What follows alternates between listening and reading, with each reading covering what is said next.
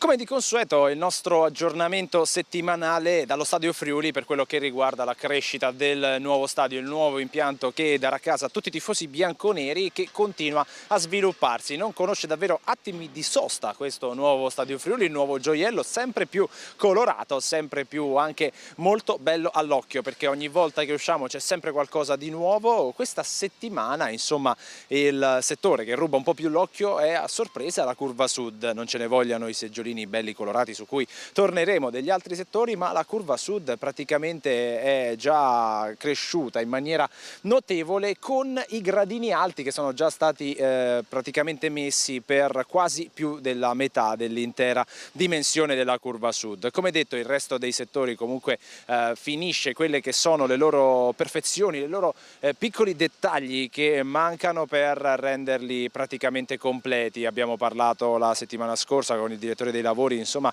di tutte quelle finiture interne che vedremo solo quando saranno completate. Per adesso i seggiolini sono stati posti per quasi la maggior parte della curva nord, ma anche dei distinti della tribuna laterale, che sta venendo anch'essa molto bella, molto colorata, in attesa del primo fischio d'inizio. Ci saranno poi anche delle amichevoli, non soltanto le partite ufficiali, per testare proprio questo nuovo terreno di gioco. È venuto anche qui il mister Colantuono con il direttore sportivo Giaretta a dare un'occhiata a questo nuovo gioiello. Ne ha parlato in conferenza stampa lo stesso mister, che non vede l'ora di vedere quest'opera completa e di giocare qui e soprattutto fare un bel gruzzolo di punti, perché l'Udinese è una squadra i cui successi devono passare dalle vittorie interne e dal fatto che lo Stadio Friuli torni ad essere un fortino. L'aggiornamento sarà come al solito costante. Vi ricordiamo anche che c'è la campagna abbonamenti che sta vivendo la sua prima fase, fra pochi giorni inizierà la seconda, che è destinata a chiunque abbia sottoscritto un abbonamento negli ultimi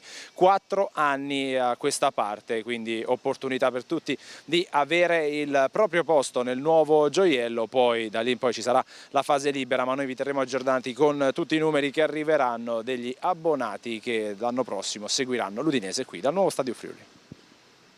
A metà dell'intera dimensione della curva sud. Come detto, il resto dei settori comunque finisce quelle che sono le loro perfezioni, le loro piccoli dettagli che mancano per renderli praticamente completi. Abbiamo parlato la settimana scorsa con il direttore dei lavori, insomma, di tutte quelle finiture interne che vedremo solo quando saranno completate. Per adesso i seggiolini, qualcosa di nuovo. Questa settimana insomma il settore che ruba un po' più l'occhio è a sorpresa la curva sud. Non ce ne vogliano i seggiolini belli colorati su cui torneremo degli altri settori, ma la curva sud praticamente è già cresciuta in maniera notevole, con i gradini alti che sono già stati praticamente messi per quasi più della... Come di consueto il nostro aggiornamento settimanale dallo Stadio Friuli per quello che riguarda la crescita del nuovo stadio, il nuovo impianto che darà casa a tutti i tifosi bianconeri, che continua a svilupparsi. Non conosce davvero attimi di sosta questo nuovo Stadio Friuli, il nuovo gioiello sempre più